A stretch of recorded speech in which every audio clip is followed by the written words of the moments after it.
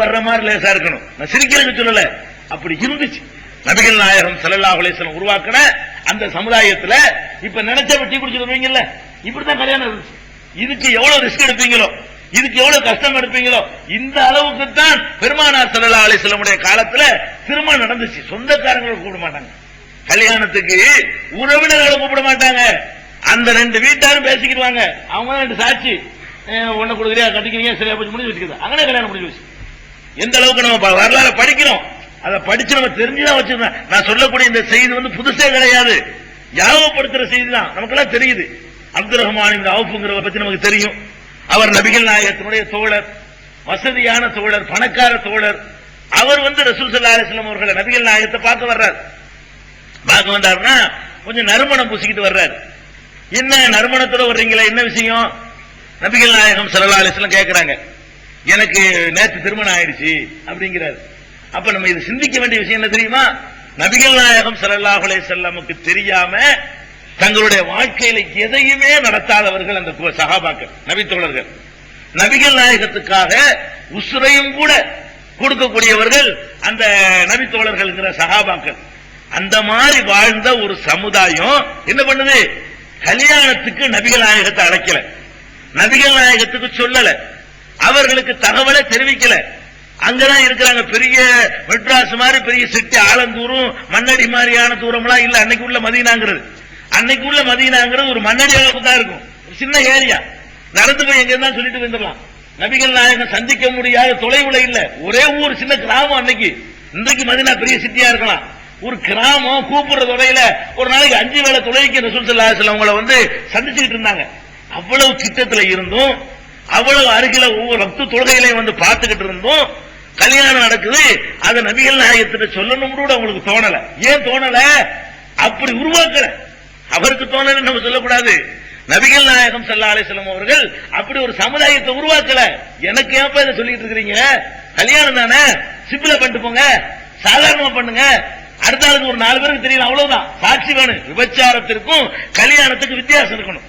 விபச்சாரம் ஒருத்தி கூட்டிட்டு போய் என்னடான்னு கேட்டா கல்யாணம் பண்ணு சொல்லிடக்கூடாது.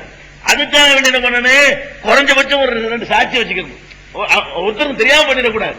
அந்த அளவுக்கு தான் இஸ்லாம் அதுக்கு முக்கியத்துவம் கொடுத்தே தவிர இதுக்காக வேண்டி பாரதூரமான எடுப்புகள் எடுக்குமாறு இஸ்லாம் நம்ம கற்றுத்தரவே இல்லை. இப்படி திருமணம் செய்ய நம்மள எத்தனை பேர் தயாரா இருக்கிறோம்? தௌஹீதுங்கிறோம். தௌஹீதா 2-3 செய்தான் தௌஹீதா. நெஞ்சில கை கட்டினா தௌஹீதா போயிருமா? விரல ஆட்டினா தௌஹீதா போயிருமா? ஆமீன் சத்தம் போட்டுட்டா தௌஹீதா போயிருமா? தர்காவுக்கு போகாம இருந்தா தௌஹீதா போயிருமா? மதுஹப் இல்லைன்னு சொல்லிட்டா தௌஹீதா போயிருமா? பெருமானார் ஸல்லல்லாஹு அலைஹி வஸல்லம் அவர்கள் எதையெல்லாம் காட்டினாங்களோ, ஏன் அதுக்கு நம்ம முன் வர மாட்டேங்கிறோம்? யோசிச்சு பாருங்க. இது யாருடைய வழிகாட்டு? என்னுடைய வழிகாட்டுதலா? எவனா கண்டுபிடிச்ச வழிகாட்டுதலா? அல்லாஹ்வுடைய ரசூல்னு ஏத்துக்கிட்டீங்க, அவங்க காட்டின வழிகாட்டுதல் புளுலேசா, புளு சிம்பிளா? நான் செஞ்சு காட்டுறேன், நீங்க முன் வர மாட்டேங்கிறோம். நான் செஞ்சு காட்டுறேன் எத்தனை பேர் பண்றோம்? நம்ம கல்யாணத்துக்கு சொல்லி செய்யக்கூடிய எடுப்புகளை எண்ணி பார்த்தோம்னு சொன்னா வேற வேற சமுதாயங்கள் பார்த்து காரி துப்பாத குறை. அவனெல்லாம் எப்படி எப்படியே சம்பாதிக்கிறான். அவனுடைய ஹலால் ஹராமும் பார்க்க தேவையில்லை. கள்ளுக்கடை நடத்தி சம்பாதிப்பான், சாராய கடை ஏலம் எடுப்பான், சினிமா கூட்ட நடத்துவான், லாட்டரியை தொழிலா வச்சு நடத்துவான். அப்ப இப்படி மார்க்கம் தடை ஊழல் பண்ணுவான், அளவு நிறுவையில மோசடி பண்ணுவான், கலப்படம் பண்ணுவான். அப்படியெல்லாம் சம்பாதிக்கிறவன் கட்டு செட்டா இருக்கிறான். இவ்வளவுக்கு இது கூடாது, அது கூடாது, இது கூடாது சம்பாதிக்கிறது. நம்ம காசை நாசமாக்குறோம். எந்த காசுக்காக வேண்டி நம்ம அதை விற்க மாட்டோம், இதை விற்க மாட்டோம், இது கூடுமா அது கூடுமா? அதான் தௌஹீதுங்க. நான் மத்த மக்களுக்கு சொல்லலையே, இது எல்லாம் விட்டு விலகி வந்து நமக்கு சொல்றேன்.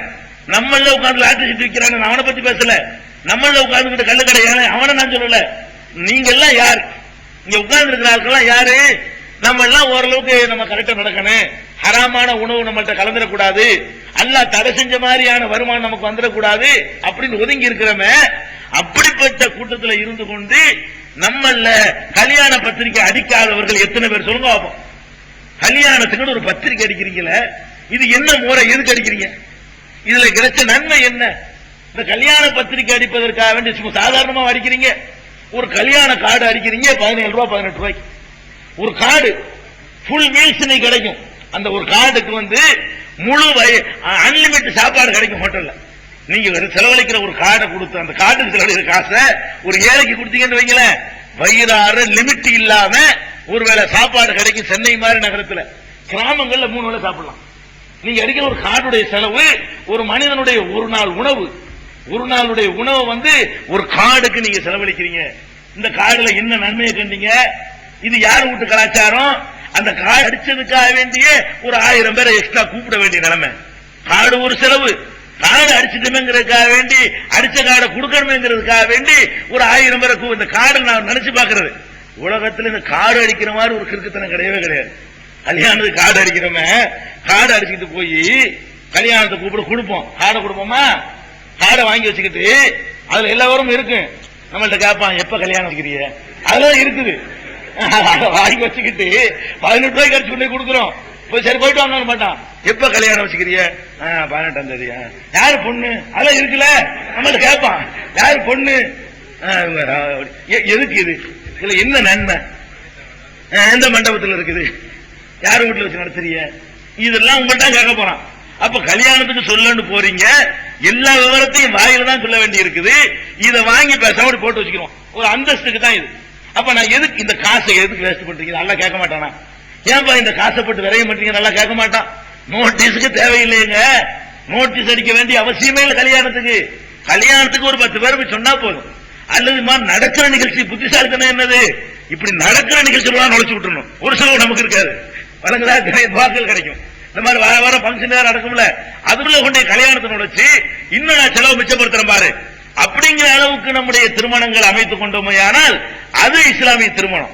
அப்போ முஸ்லீம் கல்யாணத்துக்கு வட்டிக்கு வாங்க மாட்டான். இன்னைக்கு என்ன நிலைமை? இந்த கல்யாணங்கிற ஒரு சுண்ணத்தை செய்யறதுக்காக வேண்டி பாதி பேர் வட்டிக்கு வாங்கலாம். கல்யாணங்கிற ஒரு சுண்ணத்து, அதுக்கு என்ன பாவம் செய்ய வேண்டி இருக்குது? அல்லாஹ்வுடைய பார்வையில பெரிய குற்றத்துல 2வது இடத்துல இருக்குது நிரந்தர நரகம். அப்படிப்பட்ட வட்டிங்கிற பாவத்தை செய்ய சொல்லி நம்ம என்ன பண்றோம்? கல்யாணங்கிற சுண்ணத்தை நிலைநாட்டுறோம். ஏன் கடன் வாங்க வைக்கிறீங்க? அவனை ஏன் வட்டிக்கு வாங்க வைக்கிறீங்க? ஏன் அடுத்தவன்ட்ட கையேந்த வைக்கிறீங்க? கல்யாணங்கிறது ஏன் ஒரு சுமையாக்கி வச்சிருக்கிறீங்க? லேசாக்கணும் அப்படி நினைக்குவானா? அப்ப வசதி உள்ளவர்கள் இப்படி முன் வரணும். யாருக்கு அல்லாஹ் சக்தி கொடுத்திருக்கிறானோ அவர்கள் அல்லாஹ்வுக்கு பயந்து போட்டி போடணும். எதுல? எளிமைக்கு போட்டி போடணும். ஆடம்பரம் இல்லாத அந்த சிக்கனமான நிலைமைக்கு போட்டி போடணும். அப்படித்தான் பெருமானார் ஸல்லல்லாஹு அலைஹி வஸல்லம் வாழ்க்கையில நடந்த எல்லா திருமணம் இருந்துச்சு. ஒரே ஒரு திருமணம். இந்த மாதிரி ஒரு 100 பேர் கலந்துக்கிட்டாங்க. உங்களுக்கு காட்டுங்க பார்ப்போம். நபிகள் நாயகத்தினுடைய வரலாற்றுல காலத்தில் நடந்த 23 வருஷ காலத்து வரலாற்றுல ஒரே ஒரு கல்யாணத்துல இப்படி ஊர் அழைச்சாங்க, எல்லாரும் கலந்துக்கிட்டாங்க. சொல்லுங்க பார்ப்போம். பார்க்கவே முடியாது. அவ்வளவு எளிமையான முறையில திருமணங்கள் நம்ம அமைத்துக் கொள்வதற்கு உறுதி எடுக்கணும். ரொம்ப சிம்பிளா, ரொம்ப எளிமையாக நம்முடைய திருமணங்கள் அமைச்சுக் கொள்ளணும். செலவை பொறுத்த வரைக்கும் கார்டு அடிக்கிறாங்க, பந்தல் போடுறான். கல்யாணத்துக்குன்னு ஒரு பந்தல். இதனால இந்த பந்தல்லாம் வருது. அடிப்படையில் தப்பு பண்றீங்க. நீங்க நினைக்கிறீங்க இவ்வளவு பேரை கூப்பிட்டதான் கல்யாணம், அதுல கரெக்ட் பண்ணிட்டீங்கன்னு வைங்களேன், இந்த செலவே இருக்காது. இதனால அந்த பந்தல் தேவைப்படுது. எதுக்காக வேண்டிய ஆடம்பரமான ஜோடனைகள் வருது? ஒரு 1000 பேர் 2000 பேர் ஒரு இடத்துல குய்யக்கூடிய நேரத்தில் அதற்கான வசதிகள் பல விஷயங்கள் செய்ய வேண்டி வந்துருது. நீங்க என்ன பண்ணணும்? அதை லிமிட் பண்ணுங்க. குடும்பத்தில் உள்ள 10 பேர் தான் நான் கூப்பிடுவேன், அவ்வளவுதான். என் குடும்பத்தில் மாமா மச்சான் 4 பேர் அவ்வளவு போதும். 25 பேர் வச்சு நான் முடிச்சுக்கிறேன். இதுக்கு பந்த நம்ம ஊடே போதும். மண்டபமே தேவையில்லை. கல்யாணத்துக்கு ஒரு மண்டபம் தேவையா? திருமண மண்டபம்னு ஒண்ணு பிடிச்சி அதுக்கு ஒரு 10,000 ரூபாய் 20,000 ரூபாய் செலவழிக்கணுமா கொஞ்ச நேரத்தில் உட்கார்றதுக்காக வேண்டி? அப்ப நம்ம கல்யாண மண்டபத்துக்கு செலவழிக்கிற காசு இருந்தா இந்த தலித்து சமுதாயம் இருக்க 2 கல்யாணம் பண்ணிப்பாங்க. கிராமங்கள்ல இந்த தலித்து சமுதாய மக்கள் இருக்காங்களே, நீங்க மண்டபத்துக்கு கொடுக்கிற காசு அவங்கள்ட்ட கொடுத்தா 2 குமர் கரையாடும். 2 பேரும் கல்யாணம் பண்ணி கொடுத்துருவாங்க. அவ்வளவுக்கு நம்ம காசெல்லாம் நாசமா போய்கிட்டு இருக்கு, வீணா போய்கிட்டு இருக்கு. உங்களை பார்த்து வசதி உள்ளவங்களை பார்த்து ஏழையா உள்ளவனு நடுத்தரமா உள்ளவனு கடனை வாங்கி அந்த மண்டபத்தை பிடிச்சே தீர்வேன் இதெல்லாம் வந்துகிட்டு இருக்கு. அதனால முதல் தீர்மானம் பண்ணணும், இஸ்லாமிய திருமணம் என்று சொன்னால் போட்டி போடணும். எதுல? செலவை குறைக்கிறதுல போட்டி போடணும். இன்னும் குறைச்சு கட்டுற மாதிரி விருந்துக்கு கூட இஸ்லாத்துல திருமண விருந்து இருக்குது, வலிமாண்டு விருந்து இருக்குது, மாப்பிள்ளை தரப்புல கொடுக்கக்கூடிய விருந்து இருக்குது. திருமணத்தின் பெயரால் நடத்துகிற அந்த வலிமா விருந்து கூட நம்ம தப்பா வழங்கிச்சுக்கிறோம். வலிமா விருந்து என்ன வழங்கிட்டோம்? ஊர்ல உள்ள எல்லாத்தையும் கூப்பிட்டாகணும். மாமா மச்சான் இவன் ஊர்ல உள்ள துருத்தி எவன் இருக்கானோ எல்லாத்தையும் கூப்பிட்டு கொண்டாந்து சோதனை போடணும் நினைச்சுக்கிட்டு இருக்கிறோம். அந்த கணக்கை தப்பு. முதல்ல வலிமா விருந்துடா என்ன, இப்படி ஊரெல்லாம் அழைச்சு கொடுக்கணும் இருக்குதா? பெருமானார் ஸல்லல்லாஹு அலைஹி வஸல்லம் வலிமா வந்து கொடுத்தாங்க. வலிமா விருந்துடா பிரியாணி நம்ம வழங்கி வச்சிருக்கிறோம். அந்த காலத்துல பிரியாணியே கிடையாது. வலிமா விருந்துல புலவு சோறுன்னு வழங்கி வச்சிருக்கிறோம். அந்த காலத்துல அதெல்லாம் கிடையாது. வலிமா விருந்துங்கிறது என்ன? ஒரு பேரிச்சம்பழத்தை விட்டு அடுத்த பேரிச்சம்பழத்துக்கு தடுமாறக்கூடிய சமுதாயத்துல வலிமா விருந்துக்கு எங்க போவாங்க? ஒரே ஒரு அப்துல் ரஹ்மான் இப்னு அவுஃப் மாதிரி பணக்கார ஆள்கிட்ட சொன்னாங்க, ஒரு ஆட்டை அறுத்து விருந்து கொடு, அவர் வசதியான ஆள். அந்த மாதிரி வசதியான ஆட்களுக்கு இஸ்லாம் கொடுத்திருக்கிற அளவு என்னன்னா ஒரு ஆடு.